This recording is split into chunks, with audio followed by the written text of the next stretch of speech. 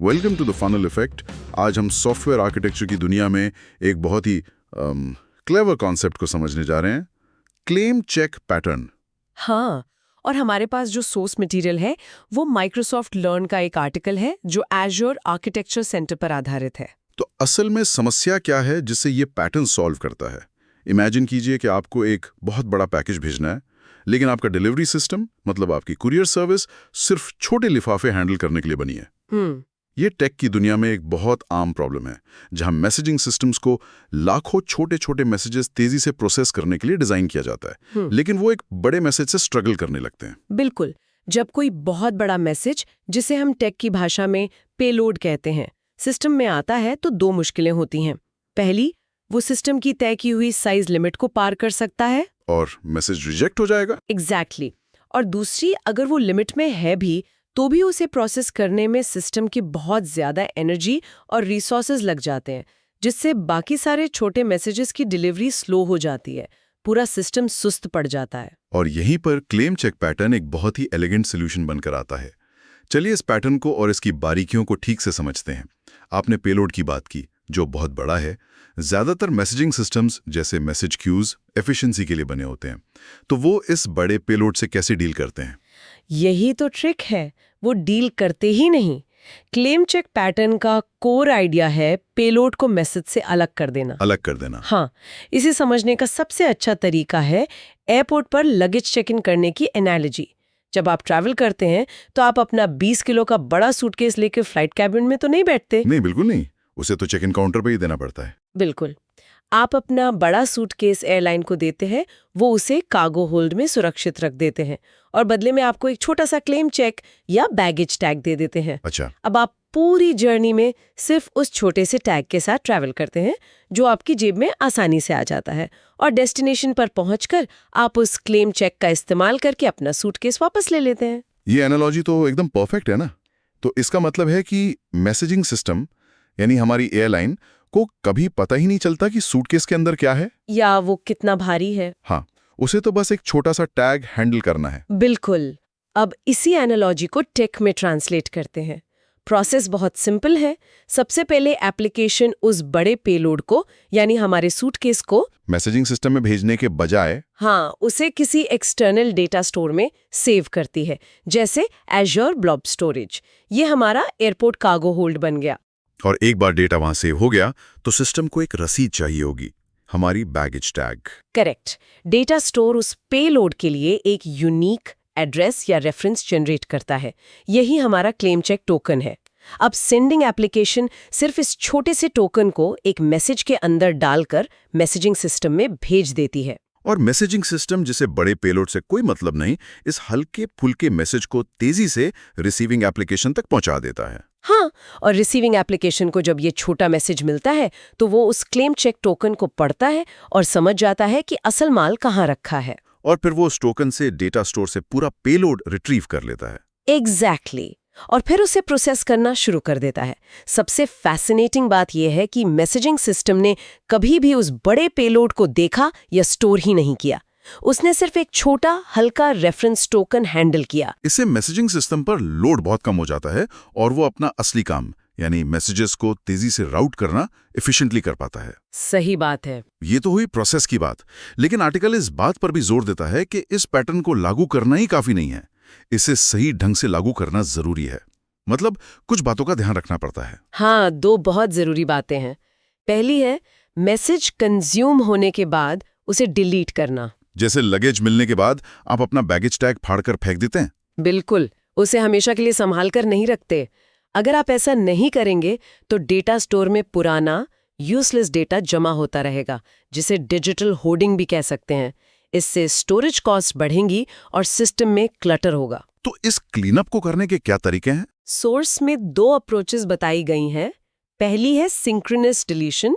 इसमें consuming application payload को process करने के तुरंत बाद डेटा स्टोर से पेलोड और मैसेज क्यू से मैसेज दोनों को डिलीट कर देती है।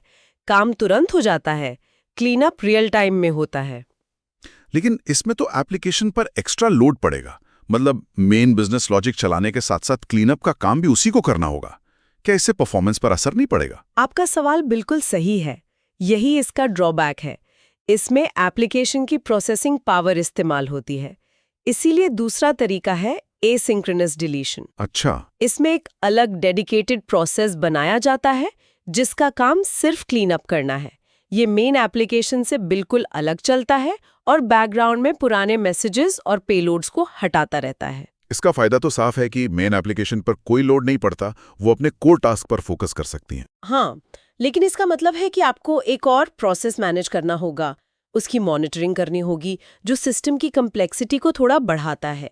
तो ये एक ट्रेड ऑफ है जिसे डेवलपर को अपने यूज केस के हिसाब से चुनना होता है। और दूसरी जरूरी बात क्या है जिसे ध्यान में रखना चाहिए? इसे कंडीशनली इम्प्लीमेंट करना। कंडीशनली मतलब आप एक छोटे हैंडबैग के लिए तो लगेज चेक इन नहीं करते, उसे तो आप केबिन में ही ले जाते हैं। हाँ, बिल्कुल। उसी तरह सेंडिंग एप्लीकेशन में एक लॉजिक होना चाहिए जो मैसेज के साइज को चेक करे।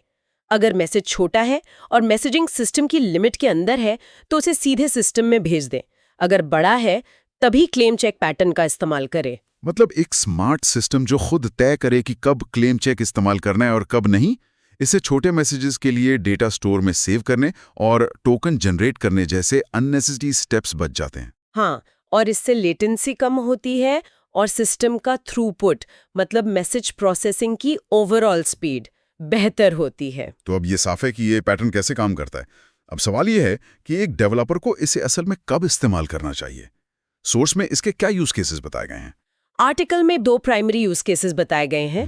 पहला तो बहुत सीधा साधा है, मैसेजिंग सिस्टम लिमिटेशंस। जब मैसेज का साइज सिस्टम की तय की हुई लिमिट से ज्यादा हो तब आपके पास कोई और ऑप्शन ही नहीं है। हाँ, तब तो पेलोड को बाहर स्टोर करना ही पड़ेगा। और दूसरा है मैसेजिंग सिस्टम परफॉर्मेंस। हो सकता है मैसेज साइज लिमिट में हो, लेकिन इतने बड़े मैसेजेस आ रहे हैं कि सिस्टम की परफॉर्मेंस खराब हो रही है, वो स्लो हो रहा है। अच्छा, इस केस में भी परफॉर्मेंस को इम्प्रूव करने के लिए इस पैटर्न को यूज करना एक समझदारी भरा फैसला है। साइज और परफॉर्मेंस के अलावा क्या इसके कोई और क्रिएटिव यूजेस भी हैं? क्योंकि ये पैटर्न तो डेटा को मैसेज से अलग कर रहा है। इस सेपरेशन के और भी फायदे हो सकते हैं। बहुत अच्छा पॉइंट है। और आर्टिकल में ऐसे 2 बहुत ही दिलचस्प सेकेंडरी यूज केसेस बताए गए हैं। पहला है सेंसिटिव डेटा प्रोटेक्शन।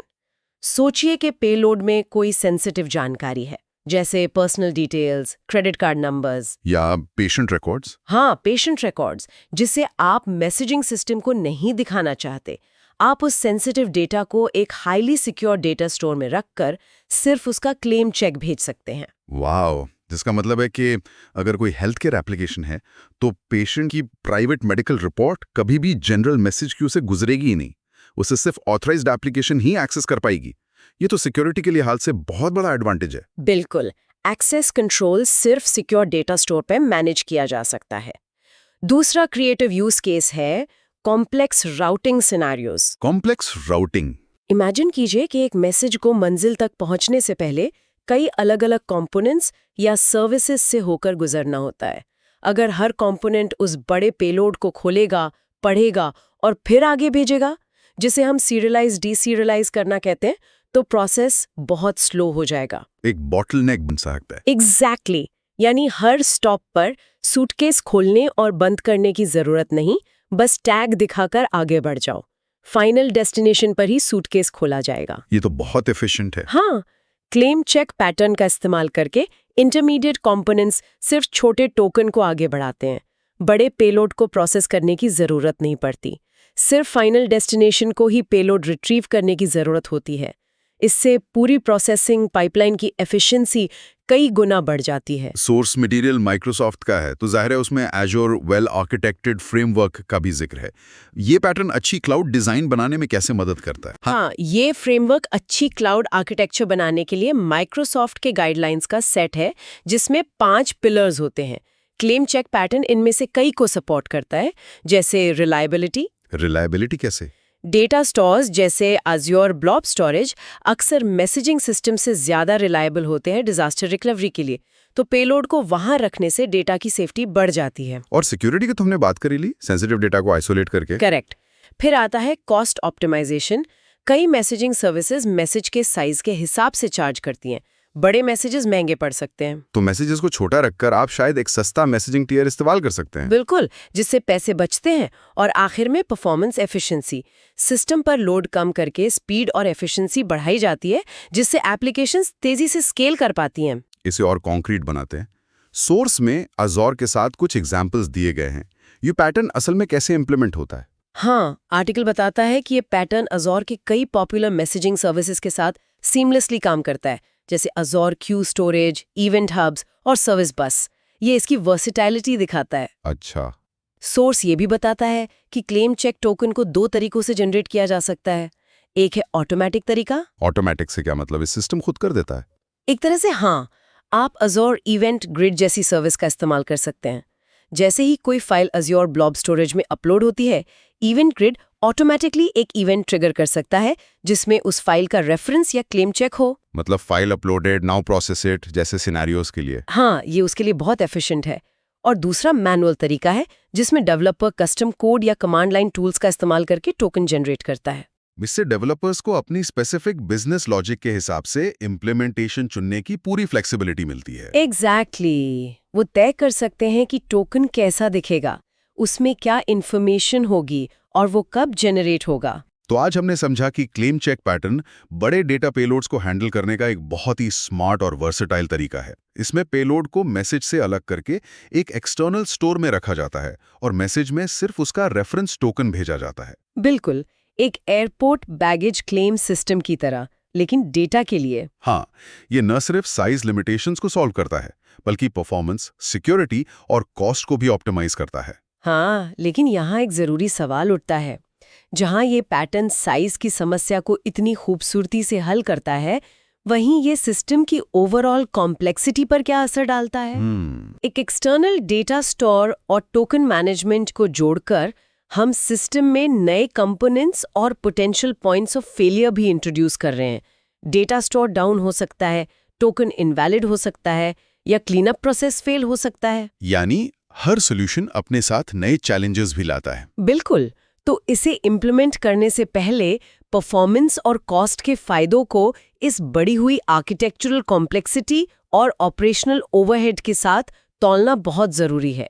ये कोई मैजिक बुलेट नहीं है, बल्कि एक पावरफुल टूल है जिसे सही जगह पर सोच समझकर इस्तेमाल करना चाहिए। Thank you for watching the funnel effect.